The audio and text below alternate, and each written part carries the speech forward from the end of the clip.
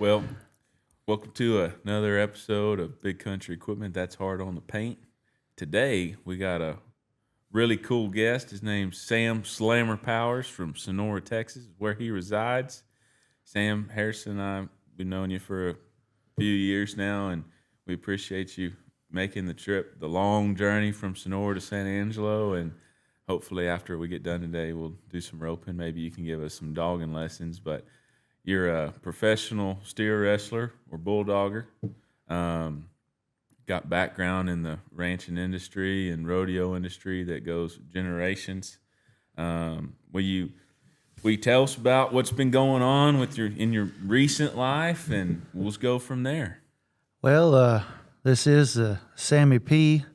Been some come before me, some after, but there's never been one like me. Yeah. Thank you guys for having me on, Yes, and sir. sure going to enjoy this. Yes, sir. Absolutely. Thank you for coming. Shoot, anytime, fellas. I know lots of old cowboys rode further for less. Yeah. Absolutely. Yeah, it wasn't that long ago that they were riding too. You ain't wrong. So the other day we were at the San Angelo Rodeo, and I can't remember which perf it was, but you won around there. Yes, sir. I believe it was the 7th perf. 7 perf, yes, sir. It was April 12th. Yes, sir. And you had a pretty funny interview after with I don't know who was it that was doing that interview. I don't know. I had never seen that pretty lady before. But honestly, I'm married now. You know, I'm real faithful. But I just get to stand next to another beautiful girl. You got to do something. Yes, sir. Yes, sir. Was it a TV show, or not TV, but just the local television? I did one for them, and then the Cowboy Channel as well. Oh, maybe that's who it was with. I think it was with the Cowboy Channel. I left that them one. with "Stay Beautiful," and the Cowboy Channel used that one when they went away to commercial. They said, "Stay beautiful." Yeah, stole my quote. I think that needs to be on the back of trucks and trailers, and in quotations. Well, if there was that many people that like to have a good time, I'm sure there would. But there's only a few of us. Hey, folks, Sam Powers here at the ranch. With Thanksgiving coming up, one thing that I'm thankful for is my New Holland tractor. Whether it's in the field or in the arena, it's the best. Just like at the rodeos, that's what I want to ride. If you want a better tractor or a tune-up, get a hold of the boys at Big Country Equipment. Contact Sterling or Harrison. Happy Thanksgiving from my family to yours. Yes, Be a good horse name too. yeah, Stay beautiful. yeah. One of my horses, his paper name is Looking Stylish. So Now you had a family horse that had a unique name. That was in that interview, and I never knew. Yeah, we had Yellow Dog and then Bad Motor Scooter. My granddad, my dad did. So what about so your granddad was kind of pioneer in steer wrestling, or No, kinda educate us on that? well, depends on if you watch, what's the movie with Woody Harrelson and Sonny? It's Pepper and Sonny, The Cowboy Way. Yeah, Bill yeah. Pickett, created, or William, depends on which way you want to go. Yeah, But my granddad learned to steer wrestle from Bud Smith, Ole Smith's dad. And back in them days, they went to town, once a month. It was a privilege, but they rode calves and everything down there at Jim Bob's and Bud's and bulldogged and tripped and did the whole nine. And then my granddad was a real good calf roper, and my dad ropes good too, but his strong suit was steer wrestling. And shoot, I was a calf roper myself when I started my career, but obviously what they rope nowadays, it's hard to rope a little 160-pound calf weighing 300 or close to that. I can't help, I'm just this muscular. But so I started to stick with steer wrestling now. yes, sir. But I've tripped and team roped and everything.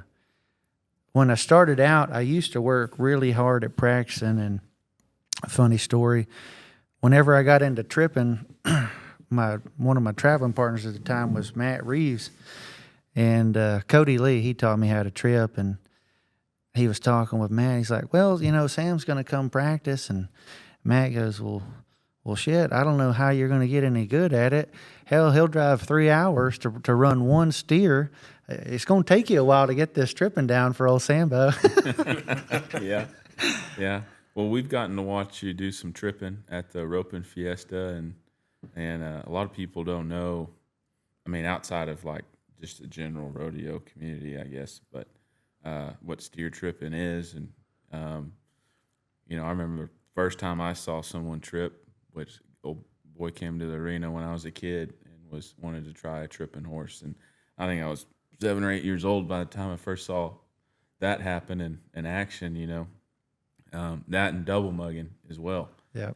Double mugging, I didn't even know about double mugging until I was in college and met some people who do it, and it seems like it's pretty isolated to West Texas.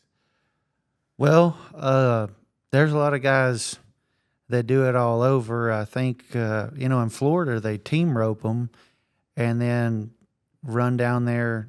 They don't tie on. I think it's the way we do it is limited to our region and up to probably Kansas, but everybody has their own way of doing it. And I had never seen too many people who are like, yep, I'm going to double mug. You've really got to want to do it.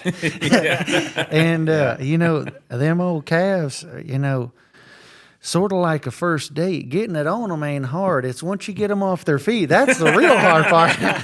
I myself have had my guts kicked out down there in the arena. Like, please stop kicking. Yeah, and I guess, because of the challenges with double mugging, it's fun to observe. I don't know of another sport where you can drink more beer and watch it and laugh and have a good time with everybody that goes. Yeah, it's a blast to watch. First time I watched it, I was like, why isn't this on the NFR? This is the thing to watch. You ain't lying. And Chris Juarez has done. He really started that, I believe, and got that going up there. And he did it for a long time.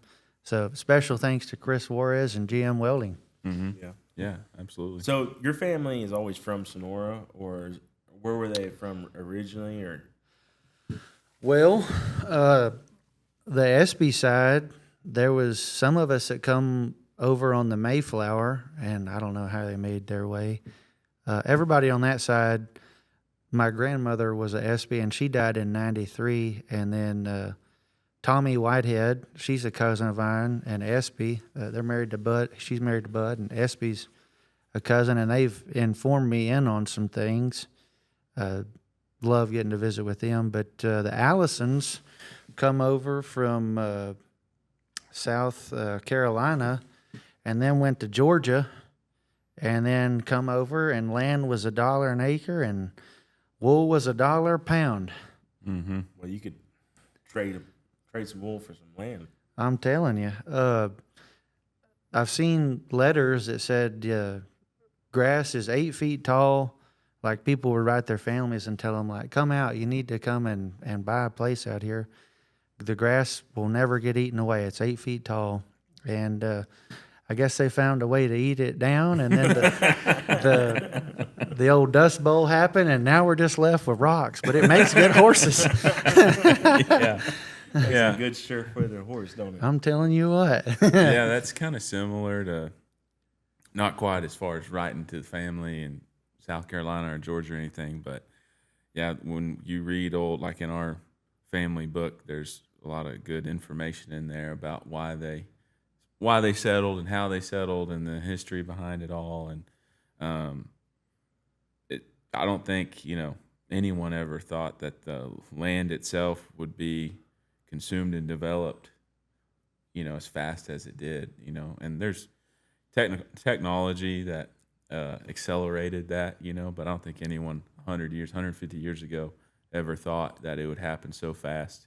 I had a class at Tech in horticulture, and the professor was saying that even on the South Plains, the native grasses were 9 feet tall, and that the Native Americans would